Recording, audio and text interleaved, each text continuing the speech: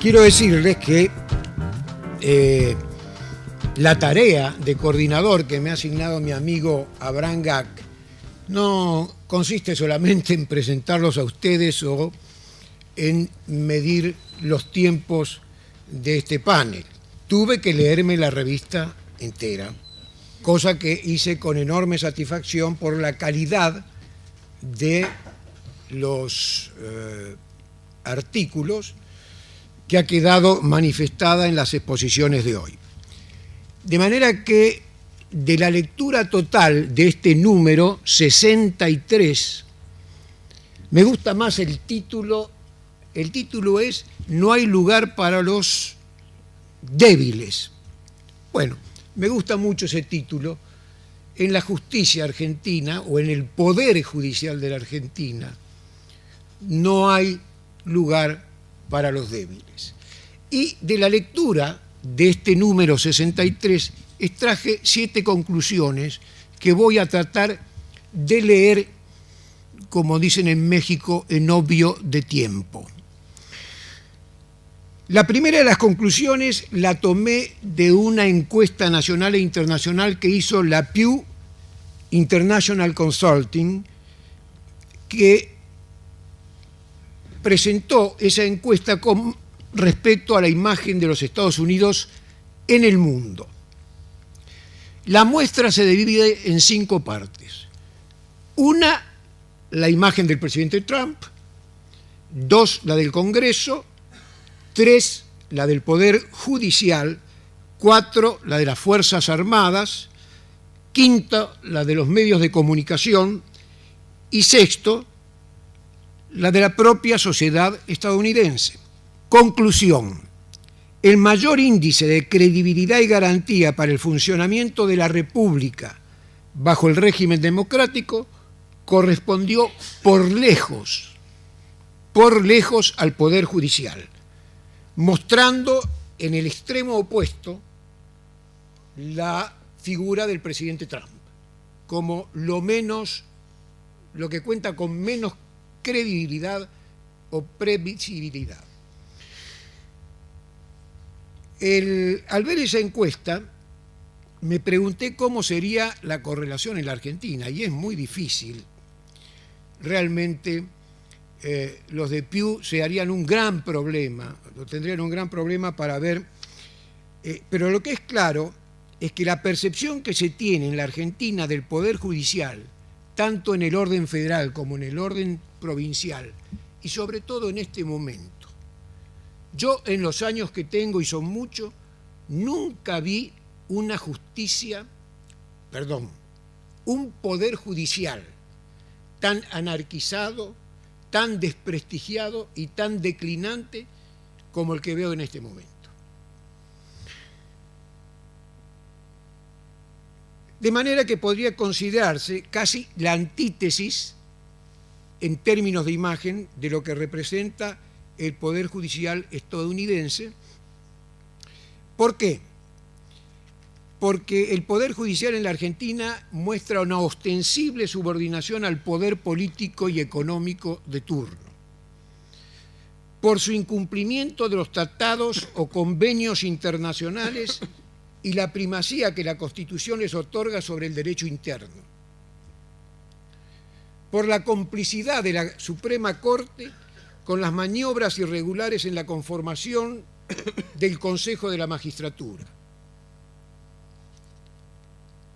por la inacción ante el intento de designar a sus miembros y, finalmente, aceptar la derogación de leyes por decreto,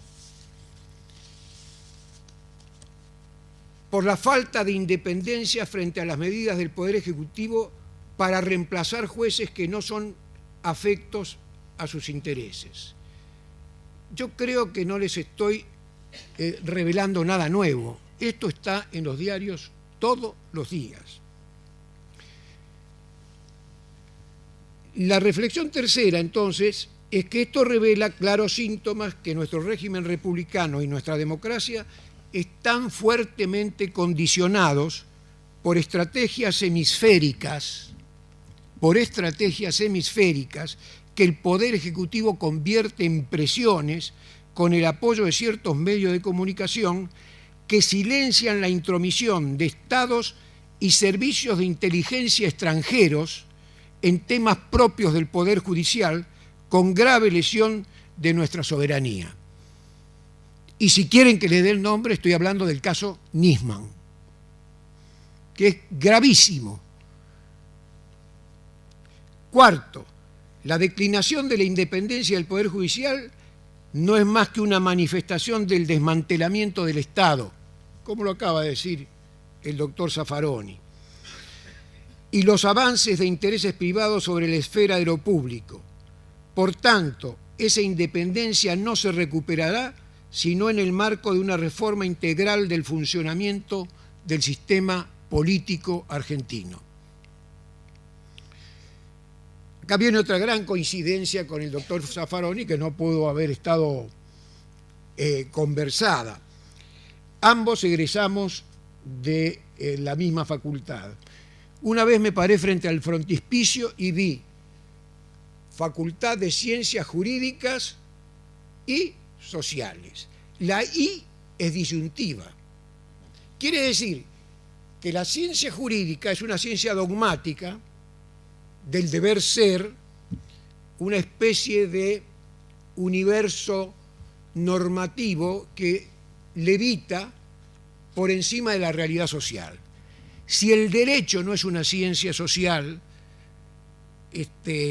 yo no sé qué es, porque el derecho es el producto de la normación de las conductas sociales en función de una dialéctica entre la norma, el hombre y los valores.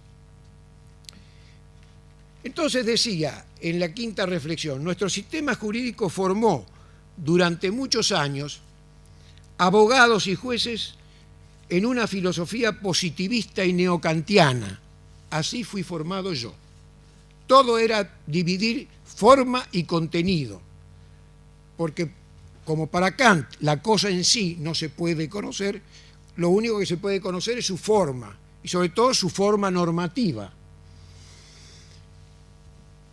Bien, esto caracterizó la separación del derecho frente a las ciencias sociales.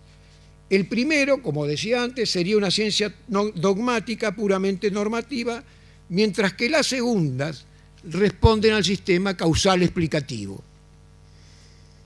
De tal forma, mientras los jueces dormían plácidamente el sueño de los juristas, como acostumbraba decir Marx, los economistas, sociólogos, políticos, ingenieros y expertos en comunicación se hicieron del poder real en estrecha colaboración con el complejo financiero agroexportador que domina la economía y las finanzas de este país. Yo diría que hoy se podría definir la política en la Argentina. Von Clausewitz decía que la guerra es la política por otros medios. Hoy podríamos decir que la política son los negocios por otros medios. En este mundo globalizado vivimos la tensión entre la celeridad de los negocios a través de las redes y los flujos financieros y la seguridad jurídica. El Banco Mundial viene publicando desde 1994 un tremendo mamotreto que yo leo todos los años, que se llama Doing Business. ¿De qué se trata? Es una muestra anual del clima de negocios en 130 países para determinar los niveles de regulación, procurando desregular todo tipo de servicios, entre ellos los servicios jurídicos profesionales.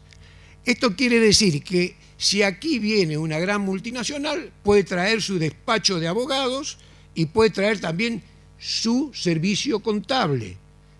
El Banco Mundial viene abogando dentro de las normas de liberalización de servicios de la Organización Mundial de Comercio, porque cuando existía el GATT, lo único que se liberaba era los bienes, pero con la creación de la Organización Mundial de Comercio, estamos en la liberación total de los servicios. Vale decir que si aquí viene Exxon y quiere traer sus abogados y quiere traer sus contadores, esto para el jardín de los economistas, lo puede hacer. El manual intelectual de esto se llama Doing Business. Y entonces, la pregunta es si esto no podría afectar a la justicia.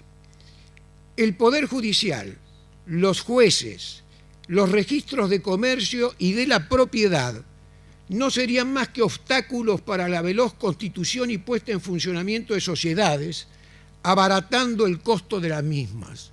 Esto era lo que el ex ministro Domingo Cavallo llamaba el costo argentino.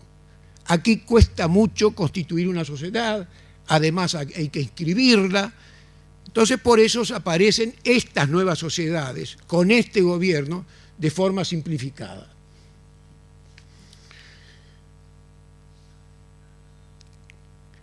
El verdadero objetivo del Banco Mundial es tratar de establecer un patrón transnacional de legislación que sustituya el burocratismo de la justicia actual por una angloamericanización de los procedimientos.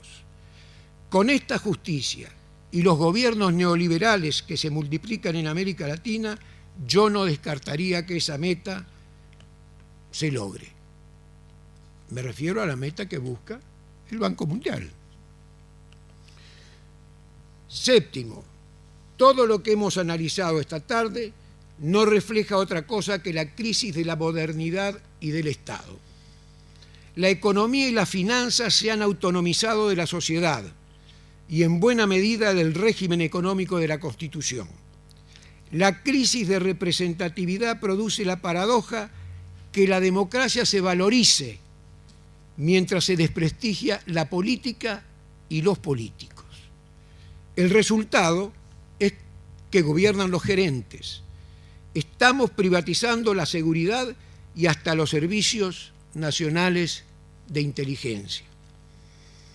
Esto representa una renuncia incalificable de la soberanía nacional.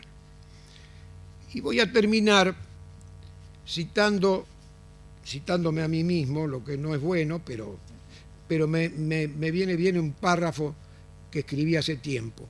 Para quienes vinculamos el derecho con la dialéctica de la conducta humana, se nos impone contemplarlo como una totalidad e interpretar el sentido de su evolución.